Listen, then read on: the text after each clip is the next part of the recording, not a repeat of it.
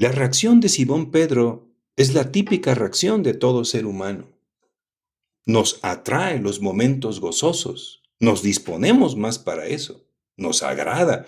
Pedro dice en Lucas capítulo 9 versículo 33, Maestro, bueno es estarnos aquí, hay que quedarse ahí, ¿para qué ir a lo que tiene que suceder más adelante? Que cuando lleguen a Jerusalén, de acuerdo al primer anuncio de la pasión, va a morir, va a haber una crisis, mejor nos quedamos aquí. Mejor nos quedamos aquí, es un momento muy agradable. No quiere continuar el camino que tiene que llevar a la muerte allá en Jerusalén y después la resurrección. Ahora él quiere establecerse, como le llaman algunos de manera elegante, en el confort. En ese momento de alegría, ahí quisiéramos permanecer. Pero cuando Jesús les anunció por primera vez sobre su muerte, Pedro brincó y dijo, no, Señor, y lo reprendió. No te puede pasar esto.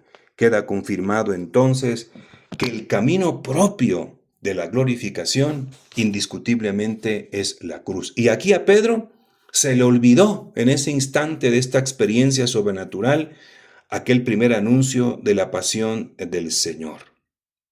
Y que después va a seguir con un segundo anuncio y tercer anuncio, según los evangelistas, ¿no? Vamos a poner nuestra mirada en este acontecimiento maravilloso. Jesús les permite a estos tres apóstoles ser testigos de lo que ocurrirá después de su muerte, el fenómeno de la resurrección, después el de la transfiguración y glorificación. Es decir, esa es la meta del Hijo del Hombre, pero también en él todos los que somos hijos del hombre y seguimos al Hijo del Hombre, también tendremos esta experiencia, por lo cual, cruzando el umbral de la muerte y de la cruz, viene la resurrección, viene la glorificación y la transfiguración. Y lo demuestra aquí el Espíritu Santo en el capítulo 9, versículo 30. Y he aquí que conversaban con él dos hombres que eran Moisés y Elías. Primero se coloca a Moisés y después a Elías, simplemente para que estemos conscientes. Es una cuestión estilística, le llaman los expertos. Vean el capítulo 9 de San Marcos, en el versículo 4 se le aparecieron Elías y Moisés. Primero coloca a Marcos al profeta Elías y después coloca a Moisés en otro momento, ¿no? En cambio, San Lucas, siguiendo a San Mateo, Mateo es un rabino judeocristiano, escribe para judeocristianos, obviamente para ellos es superior Moisés, es la figura más importante, por eso resaltan más a Moshe y después colocan a Eliyahu.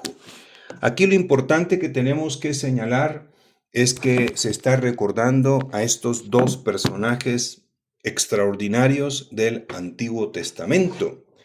No solamente Moisés representa la primera etapa de la revelación, que es la Torá, y Eliyahu representa a la segunda etapa de los Neviim, que son los profetas, y él es el patrono de la profecía, sino que incluso en el libro de Malaquías vamos a escuchar nosotros que previo a la venida del Mesías está anunciado en Malaquías capítulo 3, versículo 22, y terminamos los otros versículos. Acordaos de la ley de Moisés, mi siervo, a quien yo prescribí en el Horeb preceptos y normas para todo Israel.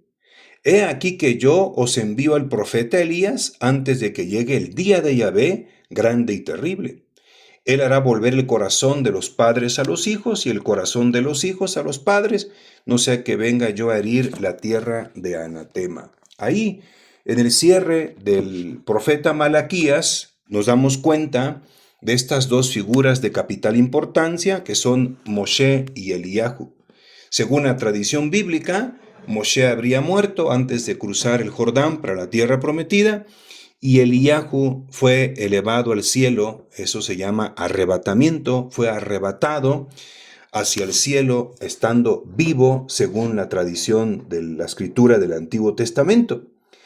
No importa si decimos que Moisés o Moshe murió de acuerdo a las leyes naturales, ¿verdad? Las consecuencias del pecado, y Eliyahu por voluntad de Dios, porque Dios si así lo quiere se hace, lo ha arrebatado al cielo. Aquí están los dos.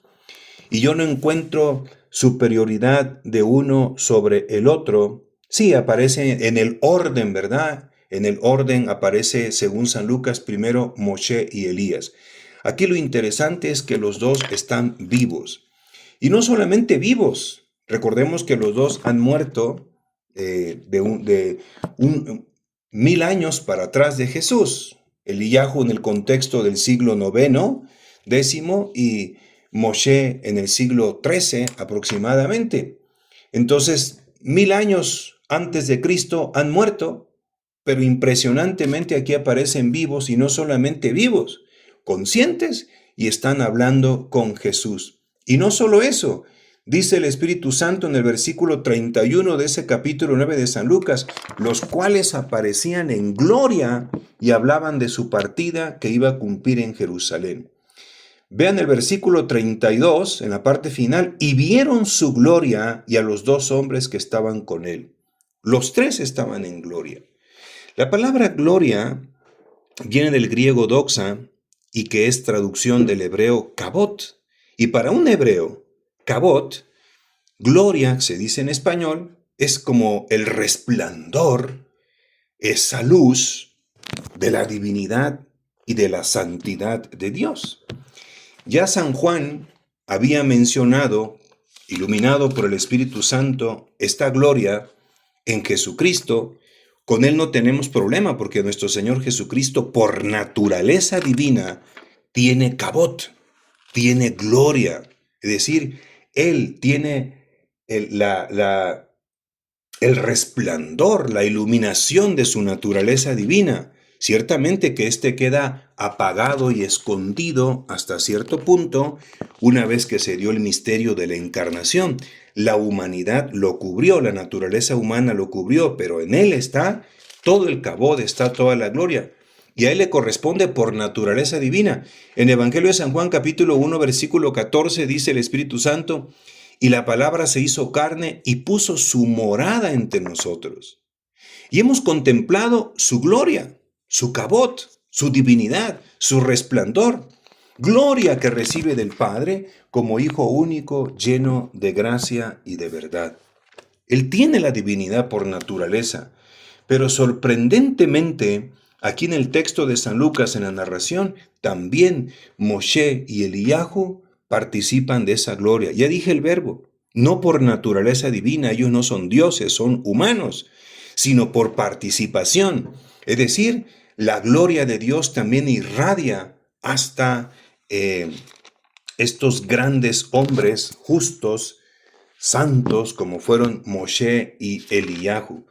Y eso es lo que va a suceder a todos los seres humanos, de acuerdo a su dignidad y a lo que Dios quiera conceder.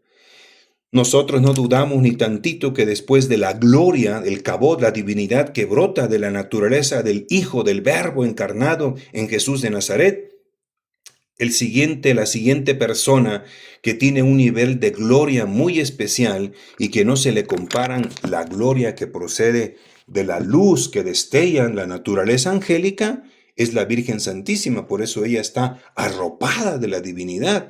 Es la mujer vestida del sol, Apocalipsis 12:1. Y que esto va a ocurrir a los seres humanos que seamos dignos de esta experiencia, lo podemos corroborar, por ejemplo, en el capítulo 20 de San Lucas y en ese versículo 35. Pero los que alcancen a ser dignos de tener parte en aquel mundo y en la resurrección de entre los muertos, ni ellos tomarán mujer, ni ellas marido, ni pueden ya morir, porque son como ángeles y son hijos de Dios, siendo hijos de la resurrección. Aquí Moshe y Eliyahu están vivos. Están en una condición superior desde el punto de vista ontológico, es decir, del ser, a cualquiera de nosotros. Nosotros podríamos decir que estamos mejor que ellos porque, como dice el refrán, más vale perro vivo que león muerto. Pero ese refrán se equivoca desde esta perspectiva de la fe. ¿Nosotros somos superiores a ellos porque estamos vivos? No, ellos, porque ya están en aquel lugar paradisiaco. donde resplandece la gloria de Dios. Y eso es superior a cualquiera que esté vivo y en este espacio. Por lo tanto, la muerte no necesariamente implica, como lo entendemos, como el fin de la existencia humana, sino que el paso necesario para poder transfigurarse, para poder llenarse de esa gloria. Esto es lo maravilloso de la fe en Cristo nuestro Señor, que nos abre una perspectiva. Aquí Jesús está preparando a los discípulos para el momento de la crisis de su muerte y el del horror del escándalo de la cruz.